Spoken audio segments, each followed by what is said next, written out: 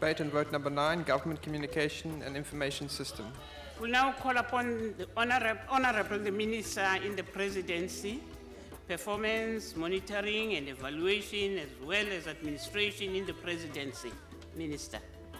I feel privileged to present the 2012-2013 Government Communications and Information System budget vote in this House today. Today marks a very special anniversary in our country's history because it was in this day in 1994 that we witnessed the inauguration of our first democratically elected president, Nelson Rolihlahla Mandela.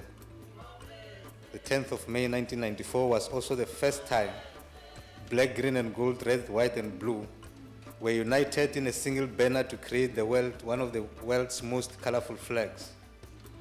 On that day, the nation's focus and that of the world was on the Union buildings, where Madiba took a historic oath that marked the advent of democracy in our country. I am sure that the House and the nation will join me in recognizing this historic day today.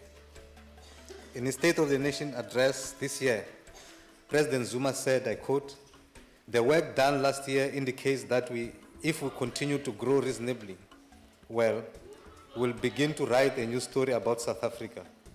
The story of how, working together, we drove back unemployment and reduced economic inequality and poverty," close quotes. President Zuma's new story is the underlying reality of how our country is changing. And in the context of this budget vote, it is also about government's effective narration of this changing and changed reality.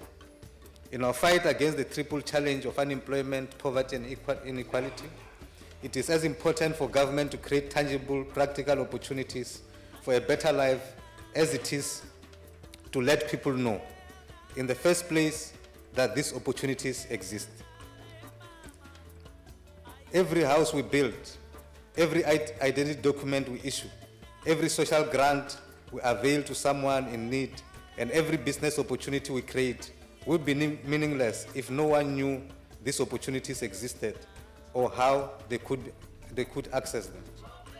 GCIS will take political principles and key figures in our administration into people's homes, into corporate boardrooms, into other stakeholder forums as part of ensuring that government presents its programs directly to interest groups and that government gets to hear directly from such interested parties. GCIS enhanced the reach and frequency of Vuk'uzenzele publication by successfully converting this important information source from a 2-monthly magazine into a monthly free newspaper with a circulation of 1.7 million per edition. More than 50 million copies have been published in all official languages, including Braille. Chairperson, Vuk'uzenzele is the only newspaper in the country that is published in Braille. GCIS has taken a strategic decision to support the President and Deputy President with video and photography during their international engagement.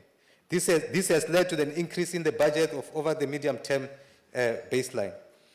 GCIS will digitize approximately 3,000 hours worth of video footage of government recorded over the years. This footage is used to develop GCIS products and to share with the public and private broadcasters.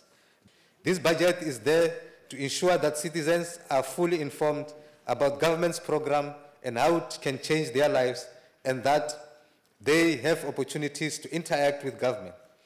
This is also a venture that will stimulate international interest and ultimately confidence in South Africa as a site of development that is becoming increasingly attractive to international investors and trade partners.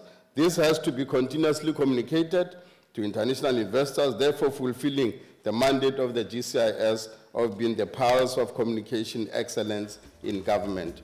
In conclusion, Chairperson, I would like to use this opportunity to thank the Deputy Minister Bapela for his impactful leadership in the strategic guidance of GCIS and other entities in the department.